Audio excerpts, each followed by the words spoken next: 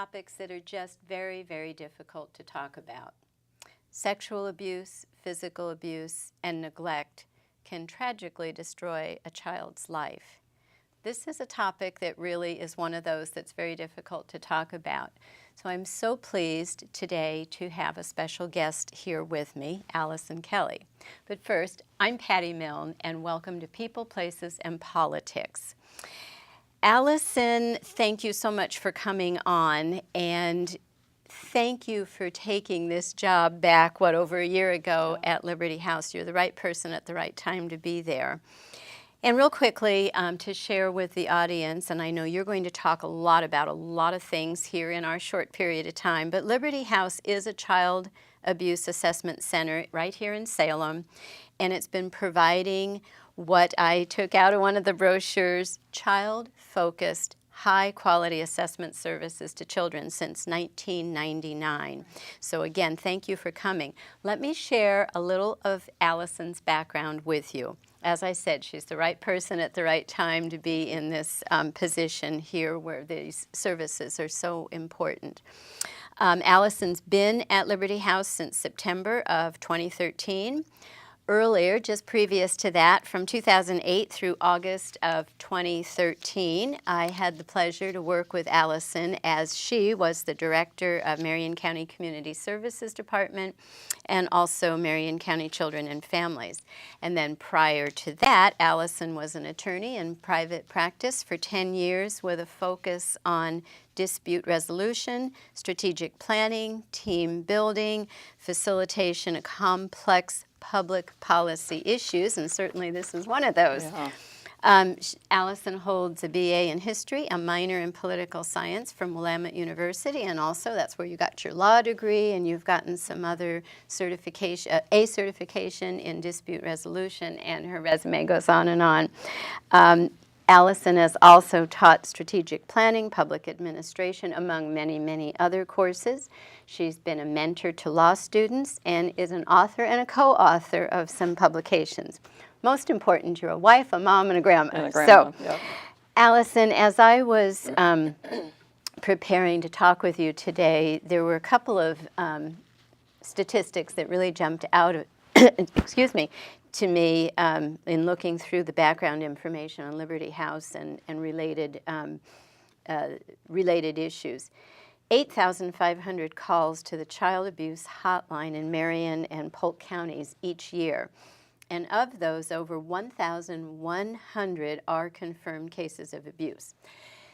Again, and ironically, you handed me just a moment ago a brochure here that says child abuse is hard to talk about. So we're going to talk about child abuse, what Liberty House is doing. So before you get into the capital campaign, give us a little background on what is the problem. A lot of people deny it. Yeah. What's the problem? Why are we here? Why is Liberty House so important? Well, great question, and thank you, Patti. And, you know, to all those who may be viewing this, thank you for your interest. When we talk about child abuse, we think of the children that we serve at Liberty House, which are infants from birth through age 18, and sometimes a little older. Sometimes the children that we see are, they have developmental delays, and so we'll see older kids, but generally it's birth through age 18. And we see a full range of circumstances. So we see little babies who have been victims of assault, and it's clear because you can see the bruises. And there are some circumstances in which families, the parents are just struggling with things. Sometimes they struggle with addiction or some mental or behavioral health issues, or sometimes those things together, and it really makes it hard to care for babies. We also see other circumstances in which children are referred for concerns of sexual abuse. There may be some allegations flying around, and our services will help that child receive a good, impartial, and neutral assessment, which is both a checkup and an interview. Which is an opportunity to talk to someone who is really well trained. You have a staff of about 20 people. Can you it's a whole array of professionals. Can you Right. go over that a little bit? I can, right. So when we think about those services, we have 2 board-certified pediatricians, and we have a nurse practitioner and a physician's assistant who works part-time. That's our team that provides a medical checkup. So many of the children that we see have not received regular medical care, so they really need a whole checkup to find out what else is going on. And those doctors and medical providers can order some additional studies, like a skeletal survey, for example, to find out whether there are some hidden injuries. And so that's really our medical team. And then we have interviewers who have received extensive training in how to do what we call a forensic interview. Word forensic comes from the word science. It's an interview based on research and scientific principles designed to help a child tell what truly has been happening, but we don't use leading questions. There's a whole practice that has developed around that over the last 25 years. And it's a non-threatening. So there's some guidelines that are published on the state of Oregon's web pages, the interviewing guidelines. And our interviewers pay very special attention to the environment. So it's a child-friendly environment, and it's neutral, and it's quiet, and the colors are soft, all designed to help a child be relaxed and feel safe. And as one of our board members tells us, who's a lieutenant, who's done these investigations for over 30 years, he tells us that when he was first doing these 30 years ago, sometimes they would have to do an interview to talk to a child to find out what happened in the back of a patrol car or in an office with other people around. Yeah. Speaking of other people around, is anyone else in the interview? And I'm especially thinking, would a parent or family member be observing or actually in the room as well? Not really. And usually what we do, we provide the medical checkup and the interview, and then we also provide family support, so that level of support for a non-offending caregiver who may really be dealing with some things that they just really weren't prepared for. So the child knows that the child is safe, he or she is safe, and that mom or dad is just in another room talking with another member of the team. But nothing is done without the child's permission. So once in a while we'll get a child who they talk for a little bit and they color for a little bit, and then they are just finished. They've had enough and they want to go back and see mom. And so that's perfectly fine. In that circumstance, the interview's over. So would the family then, or the adult in the child's life who believes, and again, this is all voluntary, is that correct? Right. Can you talk a little bit about that, but also talk then about so a child, the example you just gave, is just not wanting to get into talking. So how does a parent or the adult encourage the child to go back? Right. To finally have that discussion? Yeah, that's a very good question. One thing that we try not to do is have multiple interviews because we recognize that sometimes that process can introduce trauma for a child. And what we have learned is that that process of wanting to tell can be complicated when it's a child, because in many cases, if abuse is occurring, there might be an adult telling that child not to tell. And that usually comes with a threat. Don't tell, or I'll harm something. I'll harm your cat, I'll harm your mother, that kind of thing. And so we really honor the child's process, and we recognize that it is a process. And what we try to do is just encourage best practice, so the adults in that child's life trying to keep she or he safe, just knowing that they will be there when the time is right. So with that, I think it's really important to recognize that abuse is very prevalent. 1 in 10 children, it's thought, will be victims of sexual abuse before they turn 18. Wow. It's also estimated that a very high percentage of adults around us all the time have themselves been victims of abuse.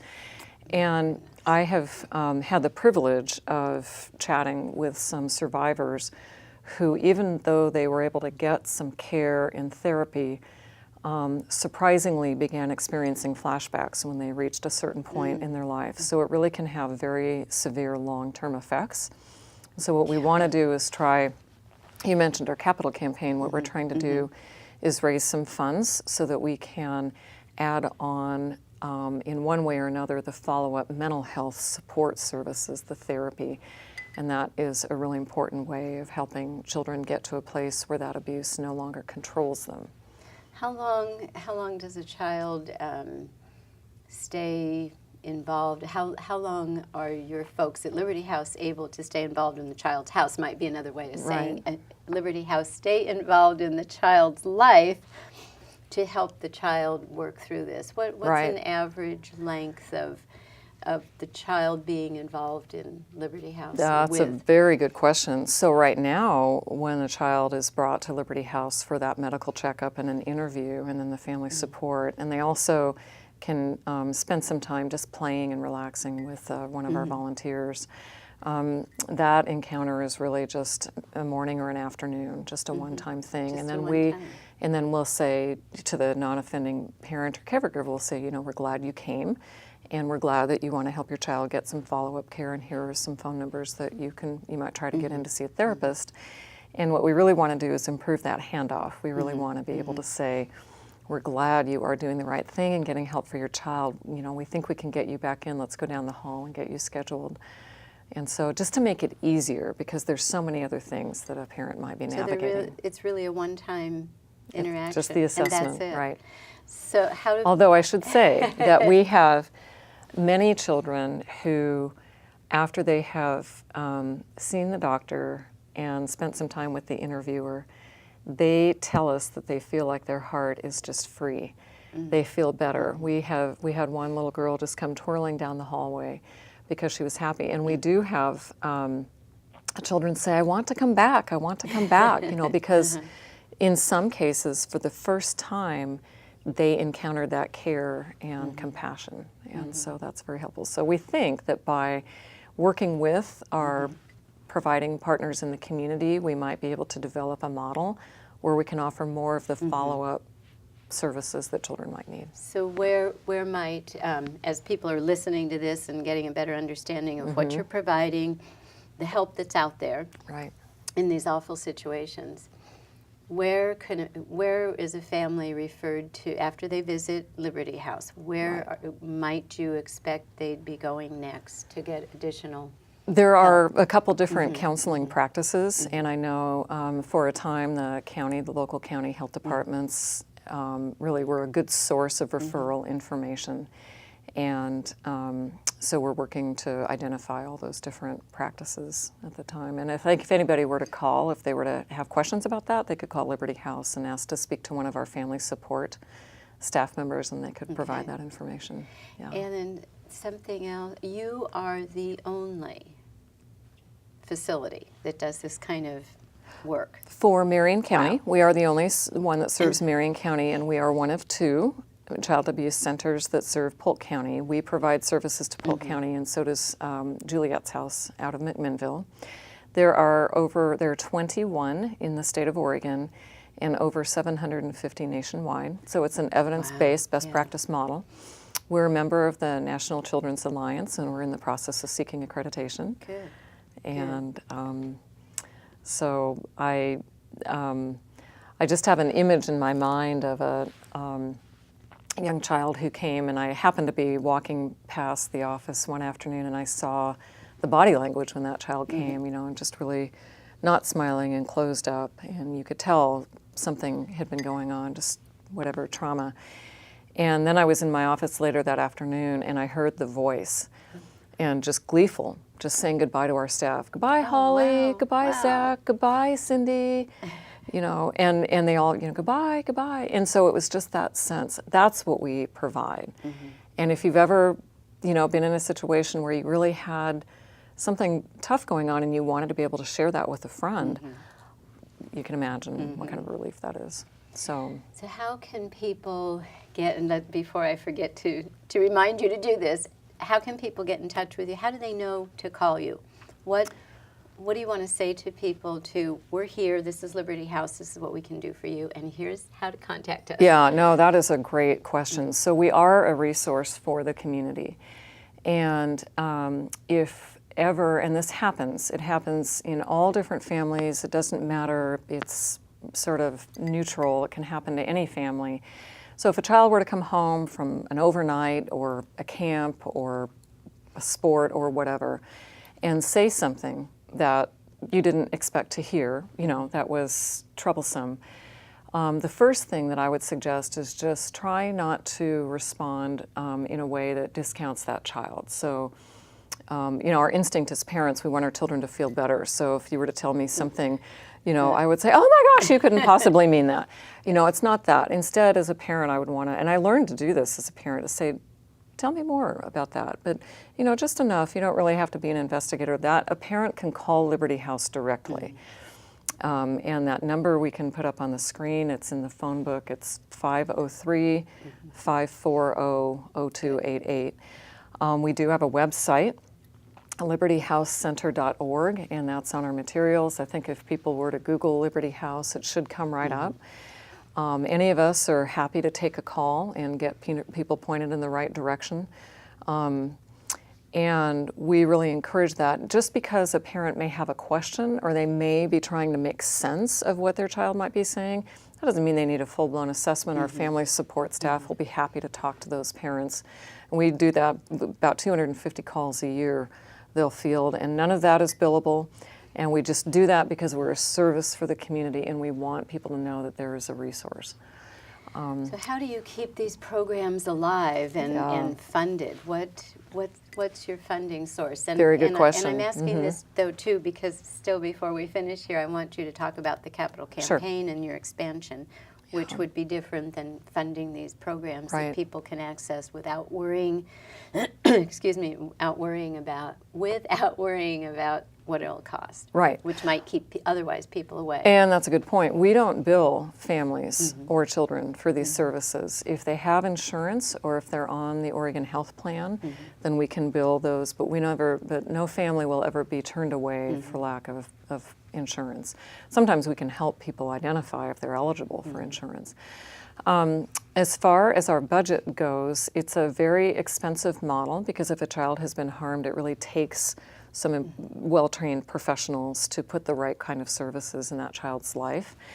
And over 51% of our budget comes from people who are just kind enough to make a contribution.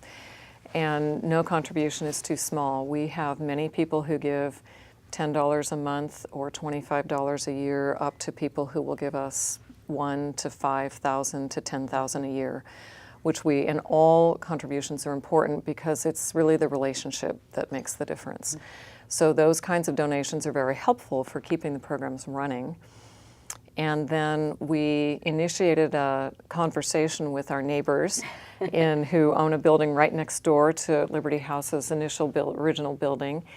And they have very kindly agreed to sell us their building. And so we have negotiated that deal, and we're set to close on that deal in the beginning of the fall, in September.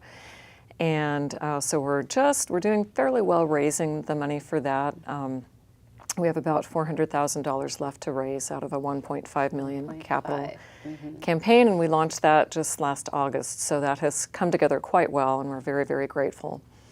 Good. So those kinds of contributions are always very welcome. And with that, we've written a business plan. We will be able to sustain the ongoing services there. It'll help us make about 250 more appointments available. Which is over and above how many currently?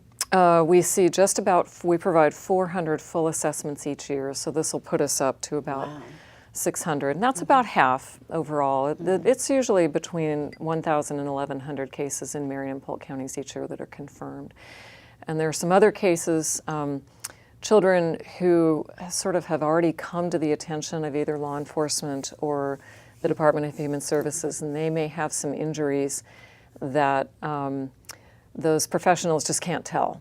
And so we want to see those children, and there are about 250 of those a year that we haven't been able to see, and I think we'll be able to just make our appointments available for those children, and that's important. So, and our practitioner, it's a grim topic, but I am so proud of our staff. Our staff members are very good at what they do, and they're very confident. And I like to give this metaphor. The last time I needed a little medical attention for a broken bone, the medical provider that I saw was so confident, and the staff, they were so confident that it gave me confidence. And guess what? I got better. And in that, so we can provide that goodness and put that confidence in the lives of children. And the healing process, we're not really too glib about it because it takes a while to get over really severe trauma. But if you have the right people in your path and the right kind of evidence-based therapy, you will make progress on that path toward healing.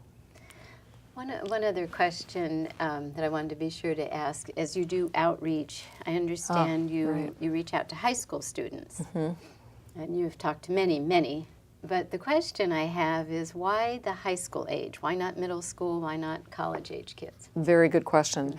We are continuously in touch with our partners in education, and so we provide presentations to high school age health classes. Children in high school, preteens and teens are really beginning to deal with some of the most major life decisions they'll ever deal with, and some of those decisions could have permanent effects. And the example I give is things that they choose to send by text. I think you have something in this little I handout do, right. regarding. We try to provide as much information for the community because children can make decisions that might be harmful, and they might not know it. When we are able to be in our new building, and I think we probably will be seeking some grant funding to fund a full-time community outreach, then I think we'll ask our school partners, our school leaders, would it be helpful if we could provide some informational presentations that are age appropriate at that middle school level. Children these days are exposed to some very adult material via their smartphone, mobile phone, and tablet. And if there was one message I could get out to the whole community, it would just be if you have a tablet and if you have a child in your house, be very, very careful about what that child can access. Because it can happen so rapidly, and they can be exposed to adult material so fast, and they can be bullied by people at school. Please send me a picture, so forth and so on, and it can really have devastating effects. Be all over the world in seconds. So And be a part of your life forever and ever. Yeah, because and you can't take it back. You can, and technology is great, but I don't know that our awareness of how significant those threats are, I don't know that our awareness is really caught up to the technology.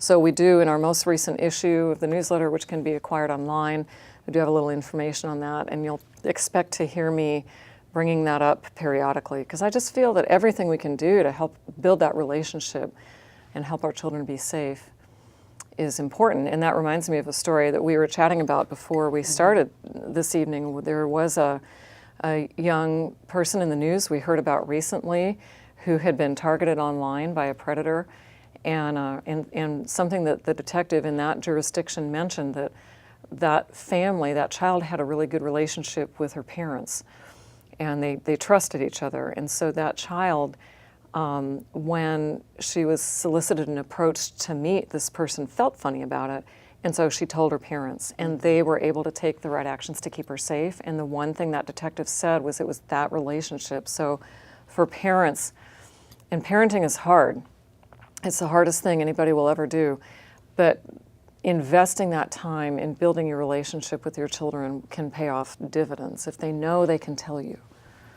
So along that line, but maybe slightly different, a question I wanted, or a point I wanted you to be sure to touch on as we have a couple minutes left, is what are some of the signs that a child possibly is being abused, and how can an adult or a parent approach it with the child? Do you have some tips to share? We do have, that's a very good question. We do have some tips on our website, so I would encourage anybody viewing this to do that.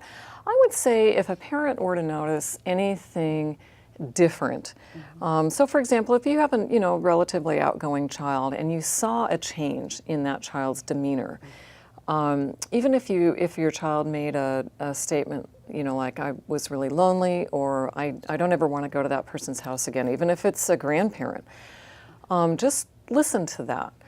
And if you aren't sure, feel free to call, and we'll try to have one of our family support staff members have that conversation, help you make sense of what you're hearing. So a change in demeanor, a change in appetite, not wanting to go to school, that kind of thing. Those could be signs, they could be signs of many different types of things, and so it really does take that good professional. I would also suggest just be aware of who your children hang out with, and if they're starting to get to that dating age, which I would have been happy if my children didn't start dating till 25. But I think children start dating younger than that.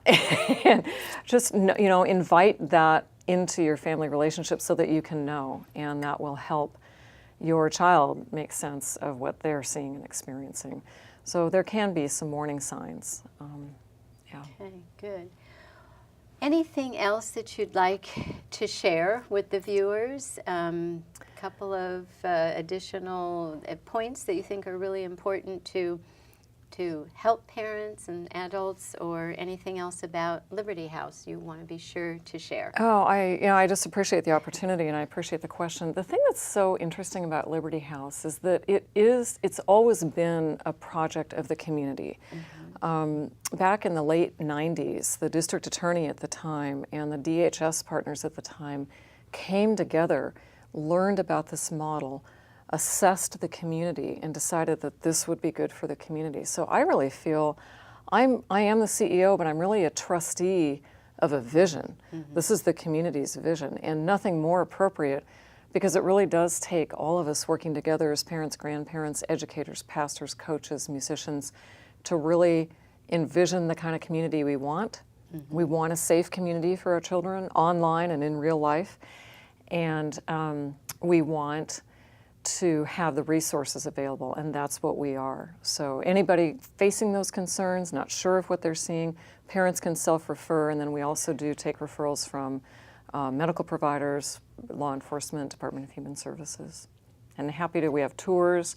We love our volunteers, so anybody interested in volunteering. Oh, yes. Yes. Anyone interested in volunteering should call whom? Just call the main number, that 540-0288. We have a volunteer coordinator.